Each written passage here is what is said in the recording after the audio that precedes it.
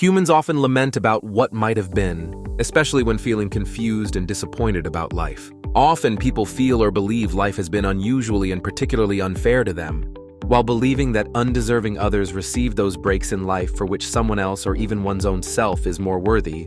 But upon closer and honest examination, those others' lives seem to be entangled in greater pain and disappointment, and might actually be. And it seems that one's current life scenario is actually far better than what might have been, notwithstanding our persistent human tendency to believe otherwise. To be disappointed in one's life is to ignorantly wish for what might have been, and what might have been worse than what is.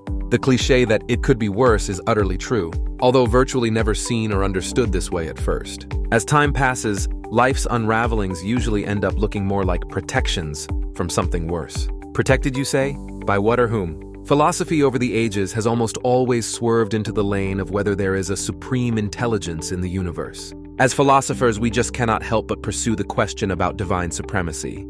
Philosophy means the love of wisdom. So if there is in fact a source of all wisdom, philosophers are attracted to it, whatever it may be. I resolved this matter in my mind decades ago, of which I continue to remain calm and certain. Mercy, like all wisdom and virtue, has a source. There is a supreme and sovereign source of good. While people of various cultures call him by different names, I know him to be my Father in heaven. I declare it without hesitation. I am certain, and I say it without hesitation, that the source of wisdom and mercy holds all his children, all of us, above the less favorable, what might have been, without exception. He causes the rain to fall and the sun to shine on everyone. This supernal phenomenon may be benevolent mercy, or it could also be the law of compensation in action. For an explanation of the law of compensation, please watch The Philosophy of Hutch Part 50. In other words, if our lives were not somehow wrapped in this unseen but very real buffer force, randomness would wreck and ruin everything and everyone. And I believe that pursuing what might have been will land a sunbather in a thunderstorm and turn a gentle spring day into a Category 5 hurricane. Things are better than they might have been, no doubt in my mind.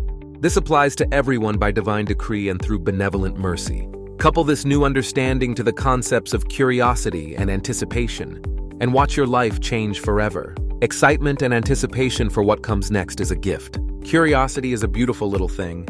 It is the sibling of hope. Think about that for a moment. Curiosity is the sibling of hope. After you think about it, thank about it. Be grateful that what might have been was not. Do not wish or long for what might have been. What might have been would be worse than what is now. Think and thank about it.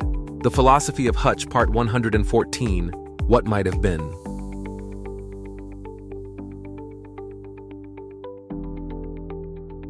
Defeat anything, triumph over everything, be limited by nothing, and emerge as an unstoppable force.